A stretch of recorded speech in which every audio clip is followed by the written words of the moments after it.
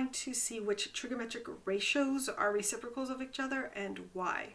So an identity is an equation that is true for all values of a variable for which all expressions in the equation are defined. You have seen that some trigonometric functions include ratios that are reciprocals. So some examples are, I still have my triangle here. I don't think we need our triangle in this instant, so I will hide it. All right. So we have sine of theta, which is equal to the opposite over the hypotenuse. And then we have cosecant of theta, which is equal to the hypotenuse over the opposite. And I have stated that the cosecant is also can be written as 1 over sine of theta. So we need to show that the followings are reciprocal is true for all values of theta. So when we're doing an identity, we have to show that it doesn't matter what values of theta we have, that these two are actually reciprocals. All right, so what I'm going to look at here is I'm going to take the cosecant of theta. And I know that if this is going to be the reciprocal, that this is going to be 1 over sine of theta. This is what we want to prove. We don't know if it's true yet, but we're going to try to prove it. Okay, cosecant of theta is going to be the hypotenuse over the opposite. And this is 1 over the hypotenuse over the opposite. All right, sorry. Go back. Opposite over the hypotenuse. Okay, if I'm really looking at this, I'm going to really zoom in or focus on this piece right here. I'm going to rewrite this to something that we've seen before. 1 divided by the opposite over the hypotenuse. Okay, this can now be rewritten as 1 times. So copy dot flip. So this is my dot here, I guess, and then flip hypotenuse over opposite. And 1 times that will just be the hypotenuse over opposite. So in this case, I can now say that 1 over the opposite over hypotenuse is truly the hypotenuse over the opposite, which then is correct for this identity.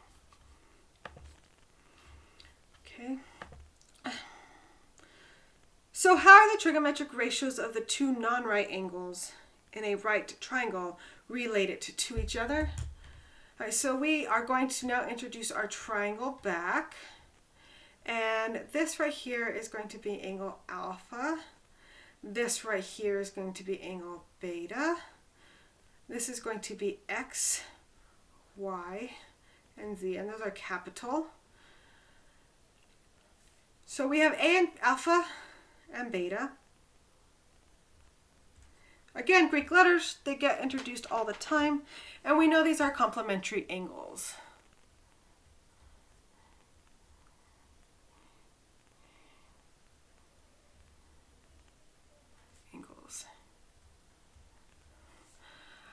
All right, we know also in a 90-degree angle that the angles alpha plus beta would equal 90 degrees. Therefore, alpha is going to equal 90 degrees minus beta, or beta is going to equal 90 degrees minus alpha. So alpha and beta are often used to represent angles in trigonometry, and again, these are Greek letters. So now I'm going to look at this in a little bit better light. So I'm going to look at sine of alpha. So how is sine of alpha related to sine of beta? Well, sine of alpha is going to be opposite over hypotenuse. So we're looking at xz. Sorry about that. I hit the A button on the side and now it's just going crazy.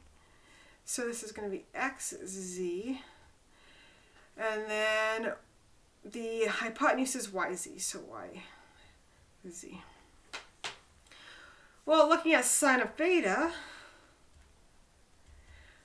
we're going to look at the opposite, which is xy, over the hypotenuse, which is yz.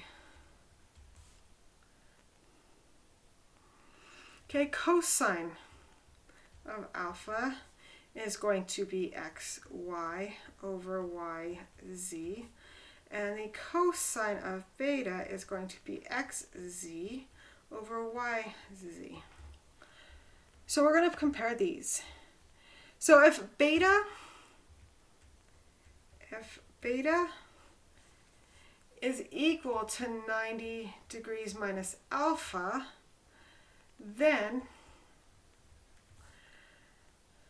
sine of alpha is going to equal cosine of beta. Do you see that? How sine of alpha equals the cosine of beta, and that the cosine of alpha is going to equal the sine of beta. So the trigonometric function, I'm just going to put trig function for the complement, the complement of an angle is called a CONFUN cofunction. CTION. I'm going to underline that. That is a vocab word. So these are the cofunctions. I like how I put an N there. There is no N in cofunctions. Cofunctions. Identities. Run a space there. Identities for sine and cosine.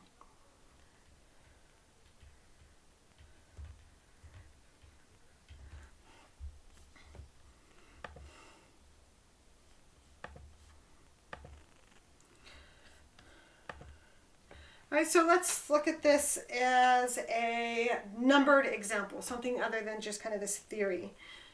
So we have this, we lost our triangle. All right, so we have a triangle. Let me redraw this triangle. We have an angle here.